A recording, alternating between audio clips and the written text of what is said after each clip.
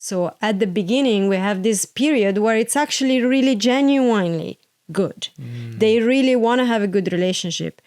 But then the fear pattern kicks in and we start seeing the development of aspects that can seem, that's where the fine line is, can seem very similar to what a narcissist would display, but it's not.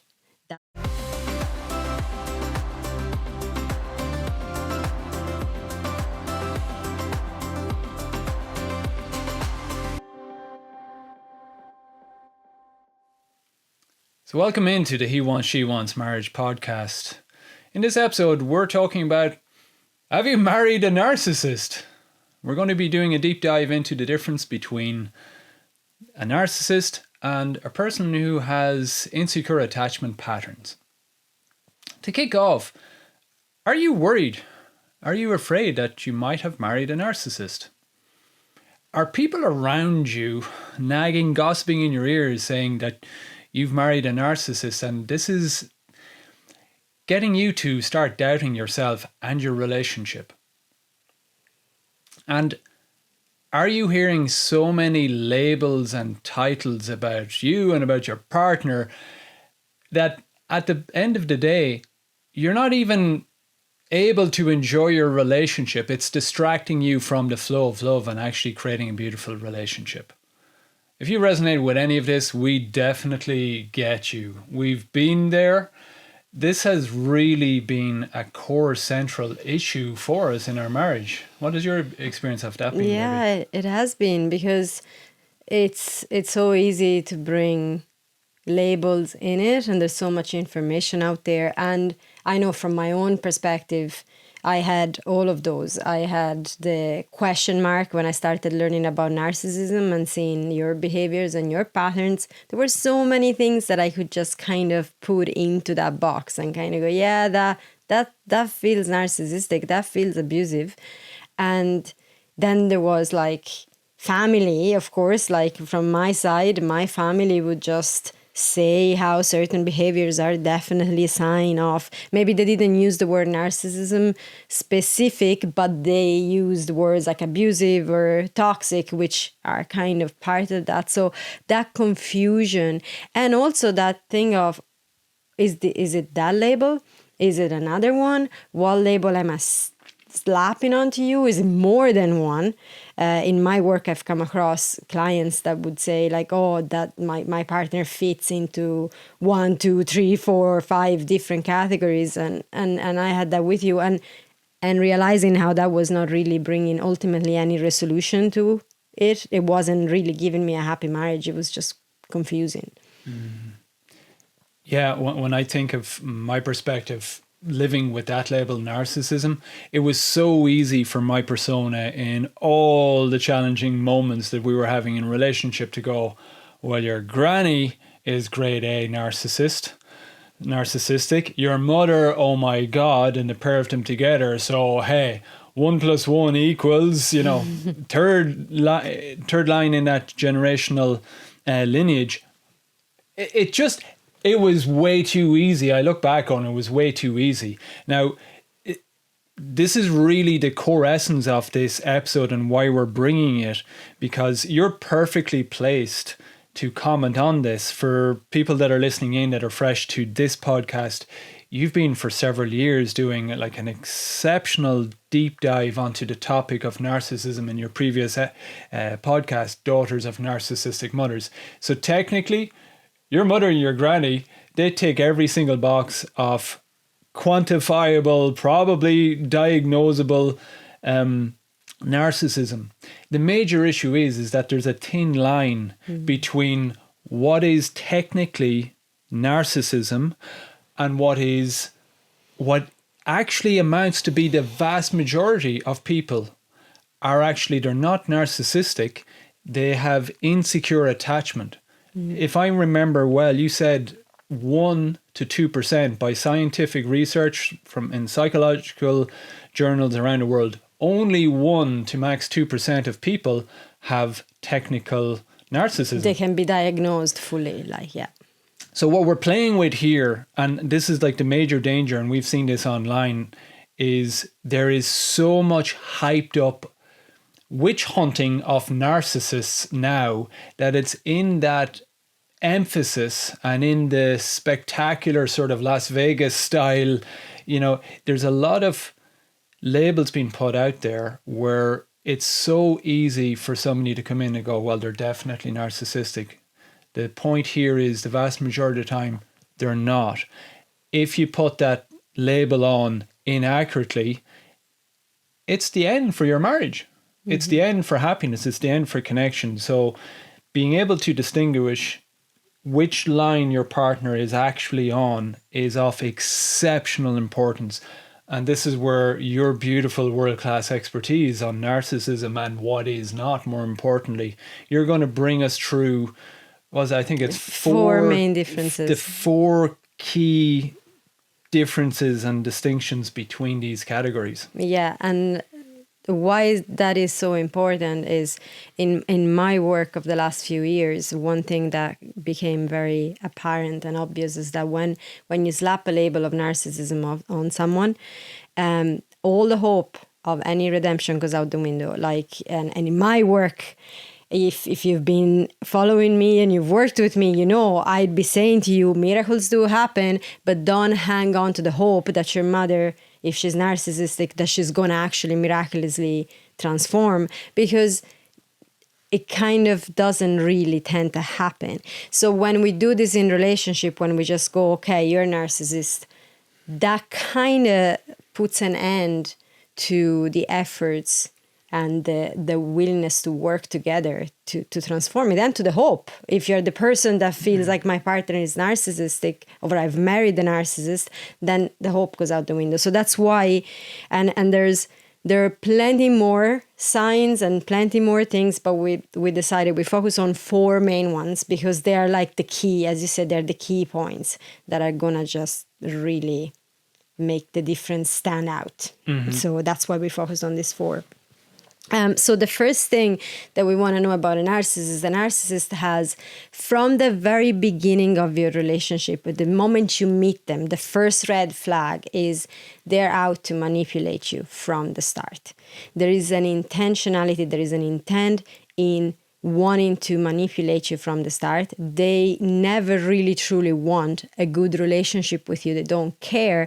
They have a purpose. They have their own needs, and bringing you into the relationship is to fulfill those needs. That's the only reason. The entire relationship, it's a mean to an end that is meeting their own needs. An insecure attached comes into the relationship wanting a good relationship. They actually like you. They actually want to have a good relationship with you. But insecure attached, when we're saying insecure attached, we're talking mainly about avoidance and anxious. We're not going to go into it too much in details, but the avoidant, after a little while, their main fear kicks in, and it's the fear of rejection. For the anxious, the main fear that kicks in is the fear of abandonment. So at the beginning, we have this period where it's actually really genuinely good. They really want to have a good relationship. But then the fear pattern kicks in, and we start seeing the development of aspects that can seem, that's where the fine line is, can seem very similar to what a narcissist would display, but it's not. That's where it comes from. It comes from that fear. So the narcissist will continue that manipulation relentlessly throughout the relationship, while for the insecure attached, it's mainly because the fear gets triggered. That was so crucial for me in the preparation in our discussions, and we do deep dive discussions on this for hours at a time before every single episode.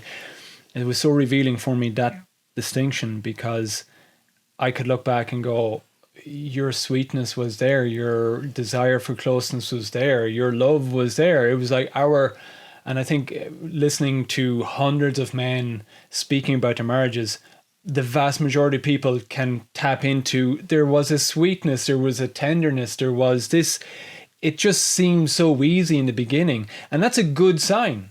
That's a damn good sign. If you can resonate and go, yeah, actually there was that pocket in the beginning. Again, it's so that people tap into the hope, and the hope brings that willingness. But I definitely look back and go, well, for all my part of the ego that in recent years, like, I'm doing it all and you're just not willing and blah, blah, blah.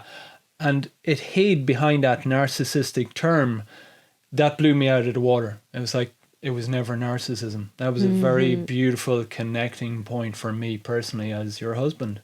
And these pockets remain throughout the relationship with the insecure attached. Now, I know that, again, that's the fine line. They can be confused with, oh, but narcissists do the love bombing thing and they just do it intermittently. But again, they do it to manipulate. They don't actually mean it. It's purely like, oh, I've pushed her too far, or I've pushed him too far. I'm going to have to just rope them back in, or else I won't be able to meet my need. It's very different than actually, no, when I'm feeling safe and not fully triggered, I actually fully really want to be with you and love you, but then the fear kicks in. Okay. So that's the main difference, point one. The second point is both narcissist and insecure attached can show signs of being very self-centered. But there is a difference here again. The narcissist feels superior. They just have a self-righteous story that is not even separate from them anymore. It's not even a story. If you tell them you've got a story, they don't think they have a story. They have a 100% absolute truth of being completely superior to you in everything. Not just in one thing. Not just, I can do the dishes better than you. That's not narcissism. That's a little bit of, pride in what you're doing, but it's in everything. Yeah. So that's a narcissist, where an insecure attached carries wounds. Insecure attachment comes from trauma. We carry wounds. And when those wounds get triggered, we get self-centered. Because in that moment, the protective mechanisms take over. And when you're in survival mode, you don't care about other people. You just want to save yourself. That's what happens. So those parts, the wounded parts that take over, can have that self-centeredness that looks very much like narcissism. So we can even say, oh, they have narcissistic behaviors in certain moments, but they're not narcissist.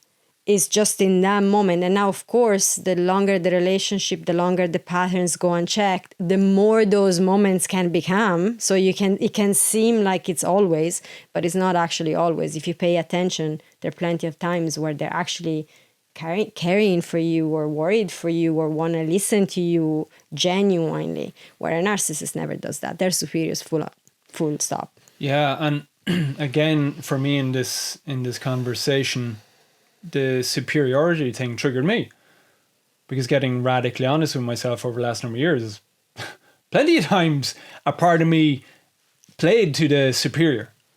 You're the wounded one. Hey, I'm doing all the work.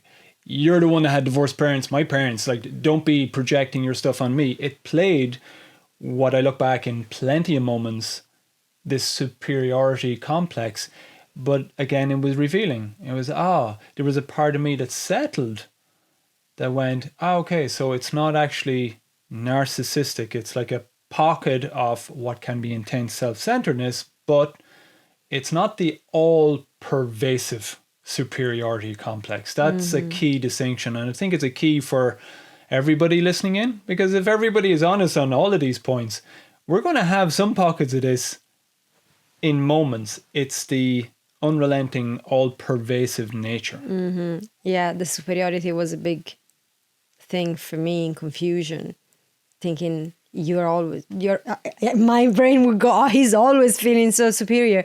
But in closer analysis, it was like so much, very often in response to some of my patterns. So these dynamics keep happening. And as you said, when we look at it closer, we start seeing the subtle differences.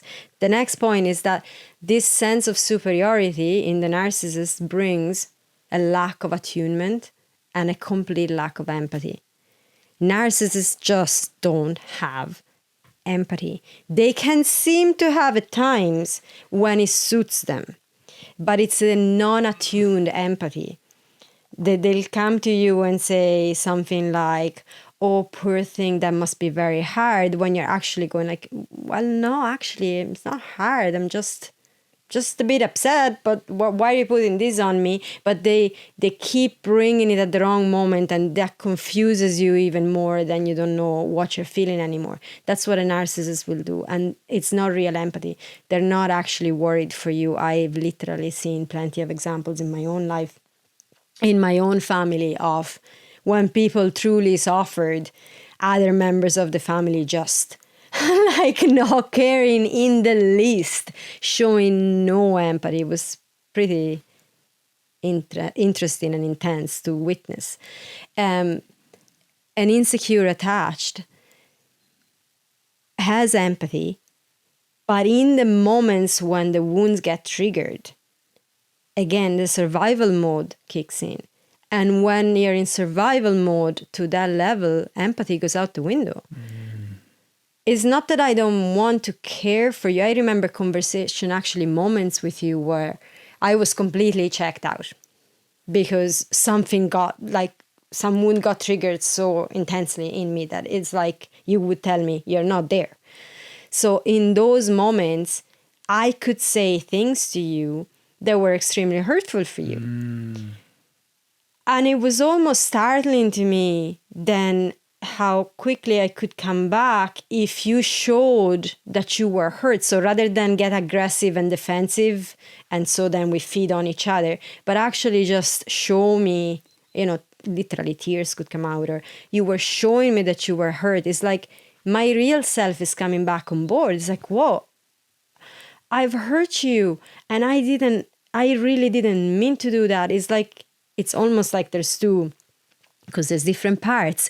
There's like the parts that are wounded, and then there's the real sort of inner leader, the you, that comes back on board. So this will happen with an insecure attached. A narcissist doesn't have that. A narcissist is completely self-absorbed, lack of empathy, always worried about themselves. They don't. If they seem to come back, it's purely because they want to drag you back in. They pushed you too far, but not because they genuinely get, oh my God, I've actually hurt you. And that was not my intention. I don't even know where I was. I don't even remember what I've said. Yeah. My research on this, having spoken with hundreds of married men around the world over the last number of years, is that exact point. Part of the challenge, and it can happen both ways, but I know a lot of wives will resonate with this. Men, we have been shamed out of our emotional connection. Emotions are weak. Don't be a pussy, get up, don't cry, don't be a little girl, etc. It's so shamed that empathy and attunement to emotionality, we're so disconnected with it that in moments of emotional intensity, the system shuts off. 90% of stonewalling happens in husbands, not wives, because we shut off to it, which is, once you stonewall, is the shutting off of empathy. The good news for wives listening in is literally, I like 99% of men, when I do a conflict breakdown on the different phases of it, at some point, empathy comes back online. You mightn't be present because your husband can be afterwards when he's out in the shed, or the next morning he's on the way to work, and then a wave of regret, a wave of, oh my God, I've screwed up again. I didn't mean to say those things, God. And there's this remorse that comes through. So the empathy and the attunement is there. I want to bring that again. It's just knowing how clever our personas can be to go, my partner just has zero empathy. Be aware that you got to look for it, and very often you won't bear witness to it because it mightn't actually happen in the moment. So you have to keep your eyes open for that. I had that practice with yourself as well. I had to, in those moments when you shut down to me, it was afterwards, after the conflict, a sweetness and a clear embodiment of empathy, of you realizing certain things. But if I kept only my awareness in the container of conflict, it was too easy for me to go, you don't attune to me, you don't care about me, you don't have empathy. It's the afterwards. It's key where we pick up the data. It's such an interesting point because, and we actually had it in the first draft of the episode. We had the stonewalling, the silent treatment, and all those aspects, and then we just simplified it. But you're bringing it in, and it's so interesting because I have had that experience many times of, yeah, there is the conflict moment. I may say things that are hurtful, that checked out space and all of that we described. And then afterwards, when I'm on my own, I'm like, oh, I have that full-on empathy. What the hell? Like, I've hurt you. When we get back together, though, so let's say this happens by myself I'm in the sitting room by myself, or you're in the shed, and then we're meeting again, we may not say it, and the hardness may come back because, again, we're stepping into the lack of safety again. So when you're on your own, there can be, I'm actually safe to access. And narcissists on their own, they're not like, they don't give a fuck. They're actually just doing their own things. They probably go, do something that's good for them, or text someone else or whatever, or make a story with other people about what you did.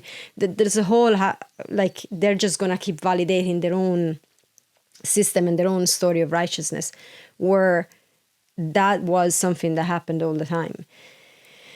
The avoidant is going to look for safety with space, and that's where the likes of stonewalling can come and can be mistaken for an intentional manipulative silent treatment, and is not.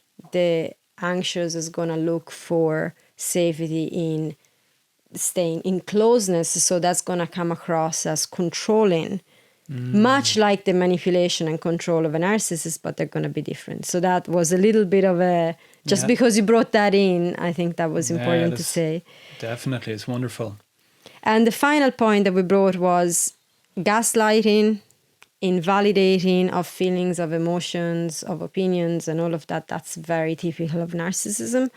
And I remember actually when I started bringing gaslighting as a thing, because I was studying narcissism, it became this really frustrating thing between us, that it was like, oh, if I'm saying something to you, you're gaslighting me. And like, I'm not.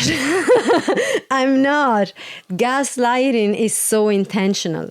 It's actually intentional. I am sitting here. I know exactly what's going on in your system. I couldn't give a crap because I have no empathy.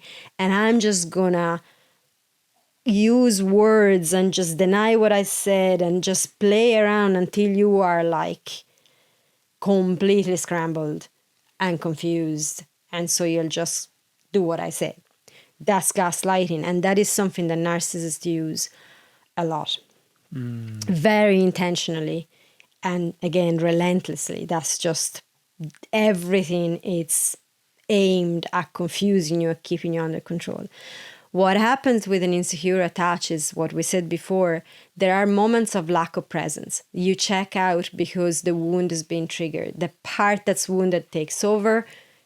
Your true self, inner leader, yourself, it's not there in that moment. You're dissociated to a degree. So in those moments, we can say things, we can invalidate, we can even forget what we said. And then when the other person goes, yeah, but you told me. Like, we actually had an experience just last night. I was like, oh, in some conversation, you told me you weren't even sure you loved me. And you were like, well, I never told you that. Well, I can tell you you did. But I get it, because in that moment, it was like a full-on, it was a completely different part that was being expressed. And it wasn't a fully present conversation because wounds were triggered. It was an intense, difficult conversation. So that happens all the time, but it's not intentional. You weren't trying to mess with me, to hurt me by telling me that, so then you can then love bomb me afterwards. And there's none of that is present. It's purely in that moment. And you've told me that plenty of times. Oh, but you've said, I've heard your exact words. And I'm like, how? I don't even remember what I said. I have a migraine coming on with you said, but you said, and like 40 minutes talking about what you said. I didn't say that. What I did say. Oh, God. Everybody, if you're listening into a marriage podcast, you're going to resonate with that shit. That's just... But again, it's not intentional. It's never intentional. It's purely a nervous system mechanism. When the fear kicks in to that level, and it's subconscious. We don't mean to. We don't even know. You could even go, oh, but I don't have those fears. Yeah. We'll talk again in a one-on-one container and we'll find out. Yeah. But it's when they kick into such a degree, we're not present. We're not there. The part takes over. And we say things that then we don't mean. We forget. Literally, we forget because it's a different part that said it. Yeah. I'm finding it so validating to hear this list myself. It is true. In discussion of this, to clarify with people, we passionately discussed this for hours. And we had one sticking point. It was like, what's the definition? How do we define that? You know, it's like, it's one thing to have two lists, but the confirmation biases in our own persona can still just go, narcissist. 50% of people could go narcissist when it's technically only 1 or 2%. We have such a power in our persona to push the responsibility to other people. So we were trying to find some part of a definition that could in some way reduce the risk of people coming away with a self-fulfilling prophecy. Yeah, that's insecure attached. That must be for the other 98% of the people, but I've got the real deal beside me. He or she is just a fucking classic case. The one defining feature that we developed was narcissism in marriage is a relentless unwillingness to ever take personal responsibility or initiate change. Ever. And the key word is relentless. We believe it's pretty shit hot. It really covers. And it takes a great degree of honesty to look at that. That word for me was, okay, when I rinse my beautiful and in many ways not so beautiful filing cabinet of memories of conflicts that have this complete self-centered bias of I'm only perceiving and everybody, like that's the difficulty in marriage. Our library of video recordings of conflict, it's always looking at another face. So it's inherently self-centered. We don't actually ever have a library of how our face is and how our tone and how our literal words. We never have that. So it's the brain fuck of this work. We are actually all inherently self-centered. We can't be otherwise in a way.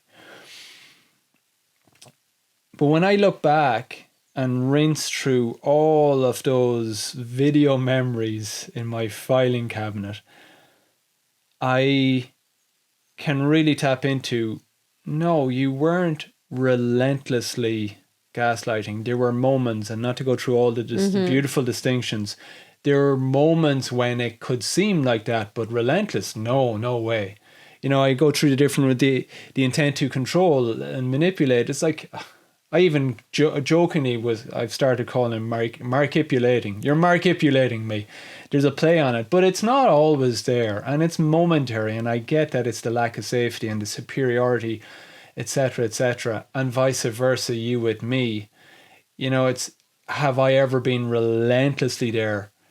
I passionately believe that the literal 98 to 99% of people listening in, if there's a part of you going, hey, my partner is so self-centered, it might just be narcissistic, relentlessly embodying those 4 characteristics, 99% of the time you're going to have to be honest and go, no, they're not actually always doing that. And that's really key. It is. One thing that comes up, and because I have clearly worked with narcissism quite closely for a number of years, is, well, the differences that we're bringing doesn't make one or other less hurtful, as in we're in those moments, because you can be going, okay, maybe he's not narcissistic, maybe he's this, or maybe she's not, maybe she's that, whatever. I'm getting hurt all the time, and that's actually, this is not to say that one is less hurtful or anything. It's purely that one label, it's such a villainization, and it's like it's forever. There's no hope of change. With the other, there's a hope. So that's the first thing. And the other thing is safety is first, obviously. So it's like if you're listening to this, and the reason you're listening to this is because your situation in your relationship is actually genuinely unsafe. And I've had to say that very often in my podcast, even with mother-daughter's relationship. But well, then you get yourself to safety first. Then you can analyze all of this. Safety is the most important thing. But the understanding, I say it even for those listening in, that maybe the one that's recognizing, oh, I have those patterns in my system. And they're feeling validated like we have. Because when you started taking away that label from me and actually just seeing me in where I was, there was a lot of validation there. Because in so many moments, I so wanted to meet you. I so wanted a good relationship. I so wanted to show you all of that. I just did not know how. And I'm working constantly with women actually saying that I don't know how. I don't have the tools. I have all these fears. I want to do the things. I want to speak a certain way. I want to practice. I want to do all of those things. I just don't know how to move from this space of fear that's gripping and then do that. So that's obviously that's the next bit of the episode that we're going to give. But I wanted to share that because for anyone listening going, I'm feeling validated in all of this. Like I personally, and I know you've shared with me similarly, but I've been there so many times. And the narcissist is never there. A narcissist never wants to know how, never cares.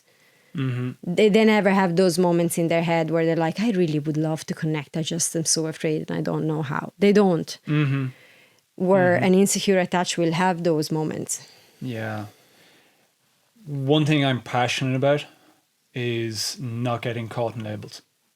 I have personally found that, and with hundreds of guys around the planet, when you get caught in a label, you're putting yourself or your partner in a box, and it's the labeling effect. There's been tons of psychological research on this. Once you label a person, your whole paradigm on them has locked in. It's a box. So I am a passionate believer of screw the label, go beyond it.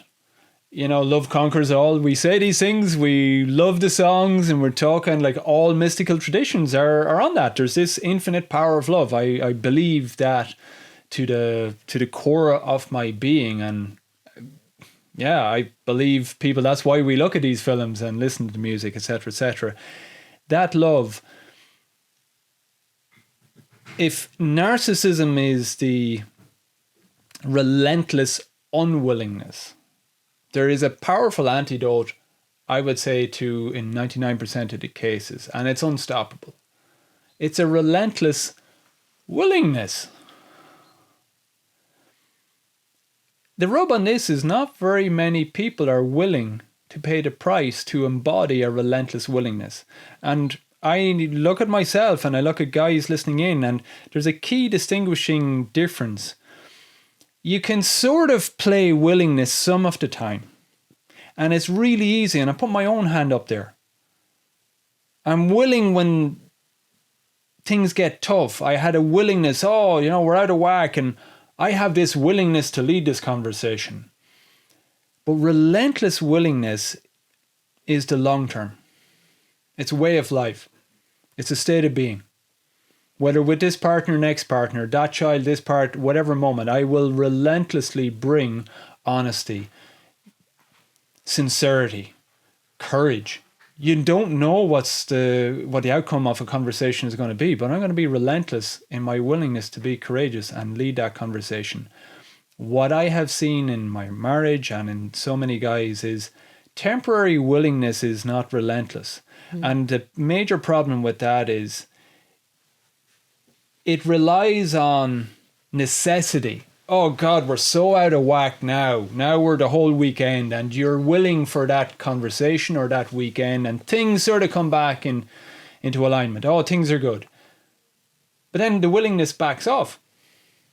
Relentless willingness is, hey, things are completely off. I'm willing in this conversation.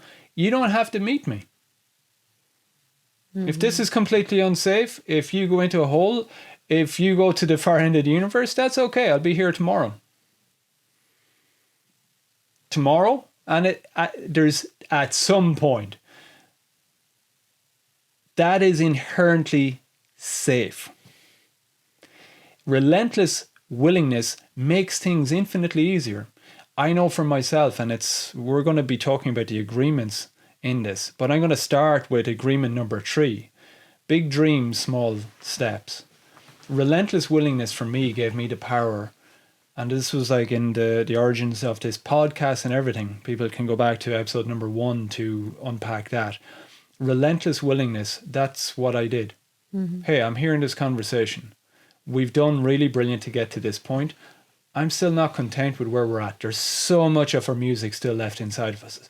But I'm bringing the conversation today. You don't want it today, you're not ready, that's okay. I'm going to bring it tomorrow morning at breakfast. And if you're not ready at breakfast, I quite literally said this to Matilda. You're not quite ready at breakfast? I'm okay with that, baby. I love you. I know what I want. I know what I stand for. I'm here for love. Not okay at breakfast? I'll remind you again at lunchtime. You're not ready at lunchtime? Funny enough, are you getting the point here? I'm there at dinner time. What was the effect of that embodiment of relentless willingness? Because it's actually bringing it back to me. That's literally what I was saying to you. It's like, I'm here. I'm going all in. I'm not going to back off. The only point I'll back off is if you ever go to me, that's it. You don't love me. Mark, stop. I am not backing off. What did that create in your nervous system? Beyond wanting to label you a stubborn mule. Hey, that's my favorite label that you label me with, baby. On a sincere note, safety. Actually, it was really safe. From a person that has feared abandonment because of my childhood and stuff all my life, to actually hear, well, doesn't matter how effectively, it doesn't matter how intensely I reacted, as long as I was willing to stick in the game. As you said, I wasn't telling you, that's it, I'm done. But as long as I'm willing to be here, you are willing to be here. You're not actually going to leave me. But you are going to keep making your point because that is what's important to you. So it gave me safety, and it gave me a really sincere, honest insight into what you were feeling and needing. And so that actually made things quite simple. Ultimately, I was pretty quick to turn around, because once that safety is there, that's what an insecure attached needs, is safety. And it may need to, there's plenty of ways we bring safety in, but that safety is what you brought. It's a key thing for me, and I found that there was a miraculous power in that. And it was the relentlessness with which I brought it. I was like, I'm done. 5-6 years. I've been willing, but I now have a clear distinction going. It wasn't relentless, Mark. Brilliant. Infinitely better than what it was before. Yeah. More consistent. Yeah. More discipline. Yeah. More empathy. Yeah. And more of a whole heap of things. But the key secret was I was relentless. And I really want to bring that to you guys at home, where that's the magical force. Because so often we're hearing, there's the two sides. One person can go, God, I'm just yearning that safety. And I do resonate with those characteristics and those signs and behaviors, but I just don't know how. And there is an answer to both of it. And you can be the partner that says, I'm willing, but my main issue in marriage is my husband or wife isn't willing to join the community. My husband or wife isn't willing to listen to the podcast. My husband or wife isn't willing. In those cases, my direct challenge to that person, because that's like me, and that's like so many people, men I've found that have done the work, joined the work, their ego comes back with a really kick-ass, beautiful story, and women can create their own story on it as well. And it's so righteous. It's from the pulpit, which is, I'm doing the work and you're not willing. And there's this sort of like a you're probably really triggered by me doing, because I'm doing a shadow embodiment of my rationalized righteousness and superiority. It's like, hey, you know, I'm willing over here, but you're just not. The humble crumble to eat is, there's a 99.9% chance, if that's your experience and you're experiencing a partner that quote unquote isn't willing to do the work, you're nowhere near relentless willingness your side. But let's go into the 3 agreements. Well, there was the third one there, which is big dreams, small steps. Mm-hmm. Leave it to yourself. What's number 1 for you? Playing poorly well. Playing poorly well. Why is that so important? It's essential because that is that taking responsibility. We said that the narcissist has relentless unwillingness to take responsibility for their part. The minute you start playing poorly well with yourself, it means that when you're in a mood, you're not just coming in and throwing that mood at the other person. You're not just going on whatever whim or wave of intense emotionality, lashing out, saying things that hurt. We're bringing back in check. Okay, I'm actually not, I'm beginning to learn when I'm not present. I can take responsibility and play poorly well, because being tired, for example, you're not going to be very present. Or if you have a lot of stress at work, you're not going to be very present. So you start saying it. Darling, today I can feel that I'm really stressed. I just need to go rest, or I just need to go for a jog, or I need to tell you, so that we start playing poorly well. At the beginning, it can seem very basic, but it just gets more and more refined. And that in itself makes a massive difference. It's a game changer. And then there's number 2, which is port in a storm. And port in a storm, quite literally like that. The port in the storm never turns against the captain that comes in and goes, all shit broke loose in the ocean and on the seas. I need to have a safe space, the harbour where I can come in and just settle myself away from the storm. The port never turns against the captain, and it's that support that is necessary. So you have the safety from playing poorly well, and one person can really rock it with that and evoke, you know, there's that principle. Your body is transmitting a message that evokes a response.